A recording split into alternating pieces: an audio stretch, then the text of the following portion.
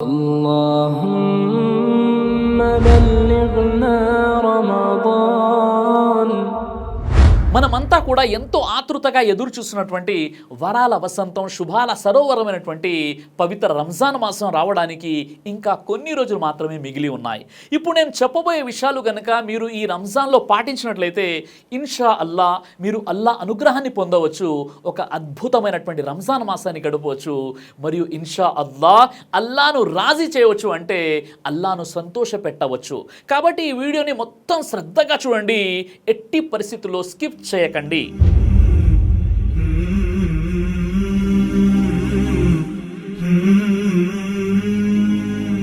రంజాన్ మాసం యొక్క పూర్తి ప్రతిఫలం మనం పొందాలంటే ఫస్ట్ ప్రిపరేషన్ అనేది చాలా ఇంపార్టెంట్. పవిత్ర రంజాన్ నెల వచ్చే ముందు రంజాన్ మాసం గురించి మనం సిద్ధంగా ఉండడం అనేది చాలా ముఖ్యం. ఎందుకంటే మన దైనందిక జీవితంలో మనం ఏ పని మొదలుపెట్టినా కానీ దానికి సంబంధించినటువంటి పనులను ముందుగానే ఎలా చేయాలని ఒక ప్లాన్ మాత్రం వేసుకుంటాం. ఒకవేళ మనము గనక ఏదైనా ఒక పనిని ప్లానింగ్ లేకుండా చేసినట్లయితే ఆ పనిని క్రమబద్ధంగా విజయవంతంగా పూర్తి చేయడంలో విఫలమయ్యేటటువంటి అవకాశాలు చాలా ఉంటాయి. అంతేకాదు ఆ పని యొక్క బాధ్యతను పూర్తిగా నెరవేర్చలేము కూడా. ఉదాహరణకి ఏదైనా ఎగ్జామ్ రాసే ముందు సాధారణంగా ఏం చేస్తారు, దానికి సంబంధించినటువంటి ప్రిపరేషన్ సంవత్సరం ముందు నుండే చేస్తారు. ఒకవేళ ఎవరైనా కానీ ఎగ్జామ్కి ప్రిపేర్ అవ్వకుండా ఎగ్జామ్కి వెళితే దాని యొక్క ఫలితం ఎలా ఉంటుందో మీ అందరికీ తెలుసు కదా. ఒకవేళ పాస్ అయినా కానీ అతని ఫీలింగ్ ఎలా ఉంటుందో అది కూడా మనకు తెలుసు. ఈ విధంగా ప్రాపంచిక విషయాలతో పాటు ధార్మిక విషయాల్లో కూడా ప్లానింగ్ అనేది చాలా అవసరం. కాబట్టి ఏ పనికైనా దానికి ముందస్తు ప్లానింగ్ అనేది చాలా అవసరం. ఈ ముందస్తు ప్లానింగ్ అనేది రెండు రకాలుగా ఉంటుంది. ఒకటి, మనం మానసికంగా దానికి సంబంధించినటువంటి ప్లానింగ్ చేయడం మరియు సిద్ధంగా ఉండడం. రెండవది, తయారు చేసినటువంటి ప్లానింగ్ని ఫిజికల్గా అమలు చేయడం. ఇక్కడ ఫస్ట్ పాయింట్ ఏంటంటే అన్నిటికంటే ముందు నియత్ చేసుకోండి. ఓ అల్లా, ఈ రంజాన్లో నేను నిన్ను సంతోషపెట్టే పనులు చేస్తాను, నువ్వు కోపగించే పనులకు దూరంగా ఉంటాను.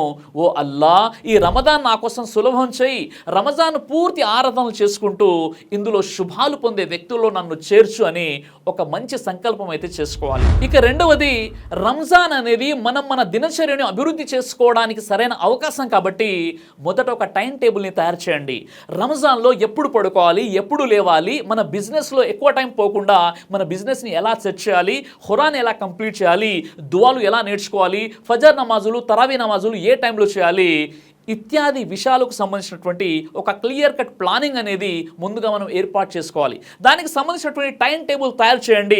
అలా తయారు చేసినటువంటి చార్ట్ని ఒక గోడకి అతికించుకోండి. రోజు కూడా ఆ టైం టేబుల్ని ఫాలో అవుతూ ఉండండి. ఇక మూడవది, ఈ రంజాన్లో పూర్తి ఖురాన్ని చదవండి. ఒకవేళ మీకు అరబిక్ చదవడం రానట్లయితే బాధపడకండి. అరబీ నేర్చుకోవడం ఎలా అనే వీడియోలు మనకి సోషల్ మీడియాలో, వెబ్సైట్లో అరబిక్ సులభంగా ఎలా నేర్చుకోవాలో వారు నేర్పిస్తున్నారు. నేను మిమ్మల్ని ఖురాన్ అరబీలో చదవడానికి ప్రోత్సహిస్తాను. ఎందుకంటే అరబీలో ఉన్నటువంటి మాధుర్యం మరే భాషలో ఖురాన్ చదవడంలో లేదు. కాబట్టి ఎవరికైతే అరబీ రాదో వారు తెలుగులో, హిందీలో, ఇంగ్లీష్లో వారికి వచ్చిన భాషలో కనీసం అర్థాన్ని అయినా వారికి వచ్చిన భాషలో చదివి పూర్తి ఖురాన్ని కంప్లీట్ చేయడానికి వారు ప్రయత్నం చేయాలి. మీరు చదివే ప్రతి అక్షరానికి 10 పుణ్యాలు మీ ఖాతాలో వ్రాయబడతాయి. కాబట్టి మీరు ఏర్పాటు చేసుకున్న రంజాన్ స్కెడ్యూల్లో మీ పనులన్నీ పక్కన పెట్టి రోజుకి 2 గంటలు ఖురాన్ చదవాలని ఒక ప్లాన్ని చేయండి. ఇక 4వ విషయం ఏంటంటే, రమదాన్లో కూడా చాలామంది ఎంటర్టైన్మెంట్ కోసం, సరదా కోసం ఫోన్లో వీడియోలు చూడడం, షార్ట్స్ చూడడం, టీవీ చూడడం చేస్తుంటారు. ఇంకా వీడియో గేమ్స్లో కూడా సమయాన్ని వృధా చేస్తుంటారు. దీనికంటే ఉత్తమమైనటువంటి పని ఏంటో చెప్పన్నా, మీ వద్ద ఉన్నటువంటి ఫోన్లో ఇస్లాంకు సంబంధించినటువంటి వీడియోలు చూడండి, జ్ఞానం సంపాదించుకోండి. ఈ ఛానల్లో ఉన్నటువంటి వీడియోల్ని చూడండి, ఇతరులకు షేర్ చేయండి. ఇంకా ఉలమాల యొక్క బయాన్లు కూడా వినండి. మరియు ఇస్లాంకు సంబంధించినటువంటి పుస్తకాలు, ఆర్టికల్స్ చదవండి, చదివి జ్ఞానాన్ని పెంచుకోండి. అలాగే ఏదైనా ఒక మంచి ఖురాన్ తఫ్సీర్ తీసుకొని చదవండి. ఈరోజు మనకి ఎన్నో ఖురాన్కు సంబంధించినటువంటి తఫ్సీర్లు ఆన్లైన్లో అందుబాటులో ఉన్నాయి. రంజాన్ మాసం అనేది ఇస్లాం గురించి నేర్చుకోవడానికి ఒక సదవకాశం. కాబట్టి ఈ అవకాశాన్ని సద్వినియోగం చేసుకోండి సోదర మహాశయులారా. ఇక 5వ విషయం ఏంటంటే, రంజాన్ మాసం పొందినందుకు కృతజ్ఞతాపూర్వకంగా ఉండండి. అల్లాహకు కృతజ్ఞతలు చెల్లించండి. రంజాన్ మాసం పొందినందుకు మీకు మీరు అదృష్టవంతులుగా భావించండి. ఎందుకంటే మన కుటుంబ సభ్యుల్లో లేదంటే స్నేహితుల్లో లేదా ఎవరైనా కానీ రంజాన్ మాసానికి ముందే అల్లా వద్దకు చేరుకొని ఉంటారు. అంటే మరణించి అల్లా వద్దకు చేరుకున్న వారు ఉంటారు. ఈ విధంగా గత రంజాన్లో మనతో పాటు గడిపి ఈ రంజాన్లో మనతో పాటు లేని వారు చాలామంది ఉన్నారు. వాళ్ళ కోసం దువాలు చేయండి. మరియు అల్లా సుబ్హానహు వ తఆలాతో ఈ రంజాన్ని ఉత్తమంగా గడపాలని, మాకు మంచి ఆరోగ్యం కోసం ఆరోగ్యంగా ఉండాలని అల్లాతో మీరు దువా చేయండి. అలాగే ప్రపంచ మానవాళి శ్రేయస్సు కోసం, మన భారతదేశ అభివృద్ధి కోసం, అలాగే ఫలస్తీన్ మరియు గాజా ప్రజల కోసం మీరు దువా ఖచ్చితంగా చేయండి. ఇక 6వ పాయింట్ ఏంటంటే యువతి యువకులు ఇంట్లో తల్లిదండ్రులకు సహాయం చేయండి. ఇఫ్తార్ని తయారు చేయడంలో, ఇంట్లో శుచి శుభ్రతలకు సంబంధించినటువంటి పనుల్లో వాళ్ళకి సహాయం చేయండి.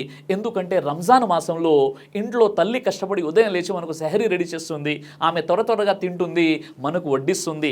మళ్ళీ ఫజర్ నమాజ్ చేసుకొని ఇంట్లో శుచి శుభ్రతలు, బట్టలు ఉతకడం, డిష్ వాష్ చేయడం వంటి ఇతర పనుల్లో నిమగ్నమైపోయి ఆ పనులు పూర్తయ్యేసరికి మధ్యాహ్నం అయిపోతుంది. ఆ తర్వాత ఆ పని ఈ పని అని అంటూ ఇలా చాలా పనులు చేస్తూ చివరికి మళ్ళీ ఇఫ్తార్ టైం అవుతుంది.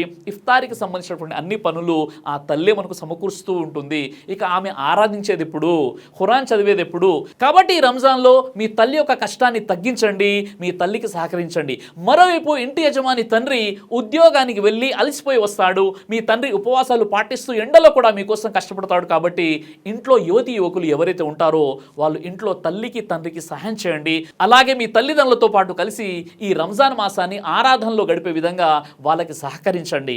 ఇంకా కొంతమంది పురుషులు ఎలా ఉంటారంటే భార్య వంట పూర్తి అయిపోయి ఆమె సహరి చేసుకున్న తర్వాత వీరు లేచి తిని మళ్ళీ పడుకుంటారు. అలాంటి వారు కనీసం ఈ రంజాన్లోనైనా మీ భార్యకు ఇంటి పనుల్లో, వంట పనుల్లో మీరు సహకరించండి. కనీసం ఈ రంజాన్ మాసంలోనైనా ఆమె భారం దించండి. ఈ విధంగా మీరు చేసినట్లయితే అల్లా సుబ్హానహు వ తఆలా మీకు పుణ్యాలను ప్రసాదిస్తాడు, మీ పట్ల సంతోషిస్తాడు కూడా. మహాప్రవక్త ముహమ్మద్ సల్లల్లాహు అలైహి వసల్లం వారు కూడా ఇంటి పనుల్లో భార్యలకు సహకరించేవారు. ఇక 7వ విషయం ఏంటంటే మీరు చేసే 5 పూటల నమాజ్ జమాత్తో పాటు మిస్ అవ్వకుండా మస్జిద్లోనే చేయాలి. అలాగే మస్జిద్లోనే ఇమాం వెనక తరాబీ నమాజ్ చదవండి. అలా కాకుండా ఒంటరిగా ఏకాంతంగా మస్జిద్కు వెళ్లకుండా నమాజ్ చేయడం అనేది సరైనటువంటి విషయం కాదు. కాబట్టి ఇక 8వ విషయం ఏంటంటే ఈ రంజాన్ మాసంలో శుభప్రదమైనటువంటి రాత్రులను వృధా చేయకండి. మీ యొక్క ఆరాధనలు ఇంకా ఇస్లాం యొక్క యాక్టివిటీస్ అన్నీ పూర్తయిన తర్వాత వెళ్ళి మీరు పడుకోండి. సమయం వృధా చేయకండి. అనవసరమైన విషయాల్లో కాలక్షేపం చేయకండి. మనం చూస్తూ ఉంటాం తరావీ నమాజ్ అయిపోయిన తర్వాత మస్జిద్ బయట హోటళ్ల దగ్గర యువకులందరూ కూర్చొని ప్రాపంచిక విషయాలు మాట్లాడుకుంటూ సమయాన్ని వృధా చేసి సహరీ కంటే ముందు ఇంటికి వెళ్తారు. ఇది చాలా పెద్ద తప్పు. ఇలా చేయడం మానేయండి. ఇక 9వ పాయింట్ ఏంటంటే సహరీ కంటే గంట లేదా 2 గంటల ముందే మీరు నిద్ర మేల్కొనండి. ఇలా చేయటం వల్ల చాలా లాభాలు ఉన్నాయి. హడావిడిగా తినేసి పడుకోవడం సరైన పద్ధతి కాదు. సహరీకి 2-3 గంటల ముందు లేచి శుభ్రంగా అన్ని కాలకృత్యాలు నెరవేర్చుకొని తహజ్జుద్ నమాజ్ చేసి దువా చేయాలి. తర్వాత సెహర్ని భుజించినట్లయితే అందులో శుభం ఉంటుందని ప్రవక్త ముహమ్మద్ సల్లల్లాహు అలైహి వసల్లం వారు తెలియజేశారు. కాబట్టి సహరీ కంటే 2 గంటల ముందు లేచినట్లయితే తహజ్జుద్ నమాజ్ కూడా మనం చదవవచ్చు. ఆ తర్వాత సహరీ యొక్క చివరి సమయం వరకు కూడా మనం భుజించినట్లయితే అందులో బరకత్ ఉంటుంది. ఇక 10వ విషయం రంజాన్ మాసంలో ప్రతి రాత్రి కూడా చాలా ముఖ్యమైనటువంటిది. కానీ చివరి 10 రోజులు మాత్రం చాలా ముఖ్యమైనటువంటి రాత్రులు. ఆ 10 రాత్రుల్లో ఒక రాత్రి లైలతుల్ ఖద్ర్ ఉంటుంది. ఆ రాత్రి 1000 నెలల కంటే శ్రేష్టమైనది. ఒకవేళ మీరు ఆ లైలతుల్ ఖద్ర్ ఆరాధన చేస్తూ ఆ ఘనమైన రాత్రి పొందినట్లయితే ఈ యొక్క పూర్తి రంజాన్ యొక్క మిషన్ విజయవంతంగా మీరు పూర్తి చేసిన వారు అవుతారు. ఎందుకంటే ఈ రాత్రి యొక్క ప్రార్థనల ప్రతిఫలం 1000 నెలలకు సమానం. కాబట్టి అల్లాకు దగ్గర అవ్వడానికి మరియు మీ ఆధ్యాత్మికతను పెంపొందించుకోవడానికి ఇది ఒక గొప్ప అవకాశం కూడా. ఇక 11వది రమదాన్ యొక్క షాపింగ్ అనేది ముందే పూర్తి చేసుకోండి. ఎందుకంటే రంజాన్ అనేది ఆరాధనల కోసం, షాపింగ్ చేయడం కోసం కాదు. అలాగే మీరు షాపింగ్ చేసేటప్పుడు పేద ముస్లింల కోసం కూడా బట్టలు కొనండి. ఇక 12వది పరిశుభ్రతను పాటించండి. ముస్లింలు అంటేనే ఒక అపోహ ఉంది. ముస్లింలు పరిశుభ్రంగా ఉండరు, స్నానాలు చేయరని. కాబట్టి పరిశుభ్రంగా ఉంటూ ఇంటిని శుభ్రంగా ఉంచుకొని జానిమాజులు, తర్వాత కీచెన్ మొదలుగున్నవన్నీ కూడా పరిశుభ్రంగా ఉంచండి. ఎక్కడైతే మనం ఆరాధనలు చేసే స్థలం ఉంటుందో ఆ స్థలాన్ని మరియు చుట్టుప్రక్కల ప్రదేశాన్ని కూడా మీరు పరిశుభ్రంగా ఉంచుకోండి. తర్వాత ఎక్కడైతే మనం ఖురాన్ ఇతర పుస్తకాలు చదువుతామో ఆ ప్రదేశాన్ని శుభ్రం చేసుకోవడం, మన బుక్స్ షెల్ఫ్ని శుభ్రం చేసుకోవడం లాంటివి మీరు ముందే చేసుకోవాలి. ఎందుకంటే ప్రవక్త ముహమ్మద్ సల్లల్లాహు అలైహి వసల్లం వారు అన్నారు పరిశుభ్రత అనేది ఈమాన్లో సగభాగం అని. కాబట్టి ఈ విషయాన్ని బాగా జ్ఞాపకం ఉంచుకోండి. ఇక 13వ విషయం రంజాన్ మాసంలో నఫిల్ ఆరాధన ఫరజ్ ఆరాధనకు సమానంగా పుణ్యం లభిస్తుంది, ఇంకా ఫర్జ్ ఆరాధనలకు 70 రెట్లు పుణ్యం లభిస్తుంది ఇన్షా అల్లా.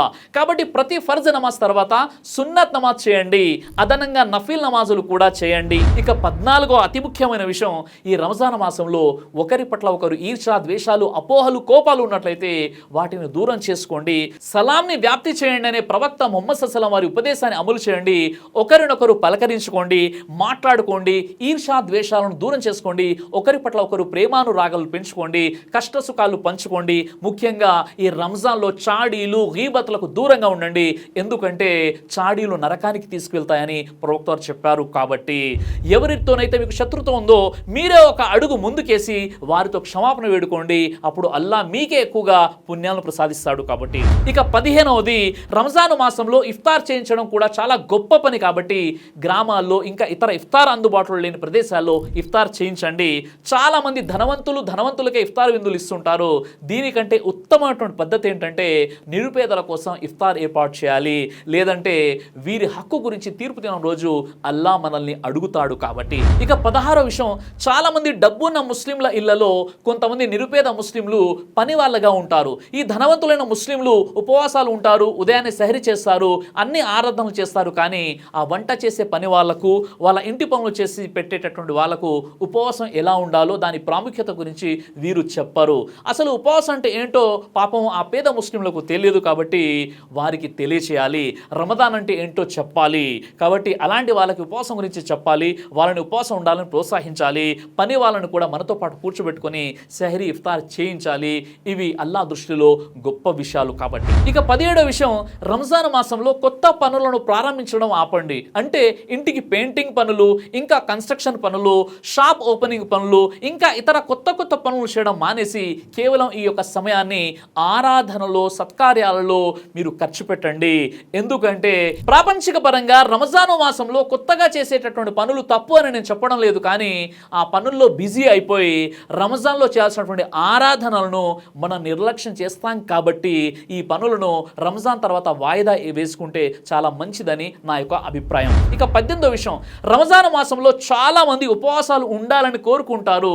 అయితే కొంతమంది ఇళ్లలో వాళ్ళకు సెహరీ కోసం, ఇఫ్తార్ కోసం ఖజూర్ మరియు ఇతర వస్తువులు కూడా ఉండవు. అలాంటి నిరుపేదలకు, అలాగే భర్తను కోల్పోయినటువంటి వితంతువులకు మస్జిద్ కమిటీతో చర్చ జరిపి వాళ్ళకు రేషన్ కిట్స్ సమకూర్చండి. తద్వారా వాళ్ళు కూడా మనతో సమానంగా ఉపవాసాలు పాటిస్తూ రంజాన్ మాసాన్ని గడిపేటటువంటి అవకాశం ఉంటుంది. కాబట్టి ఇక 19వ విషయం, జకాత్ గురించి పూర్తిగా తెలుసుకొని ఖచ్చితంగా సరైన పద్ధతిలో జకాత్ చెల్లించండి. ఎవరి కోసం? అల్లా మార్గంలో కష్టపడే వాళ్ళ కోసం, నిరుపేద కుటుంబ సభ్యులకు.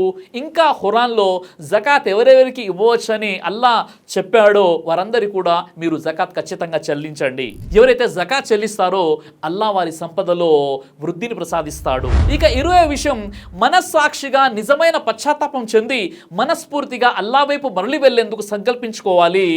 తప్పులను ఒప్పుకోవాలి, మన తప్పులను, పాపాలను అల్లా సన్నిధిలో ఒప్పుకోవాలి. అలాగే దుఃఖంతో, బాధతో గతంలో జరిగిపోయిన తప్పులను సిగ్గుపడుతూ మనస్సాక్షిగా బాధను, దుఃఖాన్ని వ్యక్తపరచాలి. తౌబా కోసం వాయిదా వద్దు. మన తుది శ్వాస ఎప్పుడు పోతుందో ఎవరికి తెలియదు కనుక ఏం మాత్రం ఆలస్యం చేయకుండా ఇప్పుడే తౌబా చేసుకోండి. తప్పులను సరిదిద్దుకోండి. సాధ్యమైనంత వరకు మన వల్ల ఇతరులకు జరిగిన నష్టాన్ని భర్తీ చేయడానికి ప్రయత్నించాలి. మార్పు గురించి ప్రతిజ్ఞ చేయండి. మళ్ళీ అదే పాపానికి ఒడిగట్టమని అల్లా సాక్షిగా మీరు అల్లాకు వాదా ఇవ్వండి. ఇక 21వ విషయం, ఇస్తిగ్ఫార్. ప్రతిరోజు ప్రత్యేకంగా నమాజు తర్వాత అల్లాని క్షమాపణ కోరడం అలవాటు చేసుకోండి. క్షమాపణ కోసం దువా, అస్తగ్ఫిరుల్లా వ అతూబు ఇలే, నేను అల్లాని క్షమాపణ కోరుతున్నాను మరియు ఆయన వైపు తౌబా చేస్తున్నాను అని ఈ దువా చదువుతూ ఉండండి. ఈ శుభప్రదమైన రంజాను మాసంలో చేసే మరిన్ని మంచి పనులు, అల్లా కృపను పొందేందుకు గాను దాన ధర్మాలు, దయాగుణం, దైవ ఆరాధన మొదలగు సత్కర్మలు విరివిగా చేయండి. గత పాపాలను ఇప్పుడు మంచి పనులతో కడిగేయండి. పుణ్యకార్యాలు పాప కార్యాలను తొలగిస్తాయని ఖురాన్లో సూరే హూద్ సూరా 11 ఆయత 114లో అల్లా తెలియచేశాడు. కాబట్టి క్షమాపణను కోరండి, వినయ విధేయతలతో మనస్ఫూర్తిగా అల్లా సన్నిధిలో క్షమాపణలకై వేడుకోండి. అల్లా తప్ప ఎవ్వరూ పాపాలను క్షమించలేరు. ఖురాన్లోని సూర్య ఆలే ఇమ్రాన్ 3:135 అల్లా మన ప్రార్థనలను వింటాడని, తౌబాను స్వీకరిస్తాడని దృఢంగా నమ్మండి. ఈ ఇస్తగ్ఫార్ చదవడం అనేది కేవలం రంజాన్లో మాత్రమే కాదు, రంజాన్ తర్వాత కూడా అల్లాతో క్షమాపణ వేడుకునేటటువంటి పద్ధతిని ముందుకు కొనసాగించండి. అధికంగా అల్లా స్మరణను చేయండి.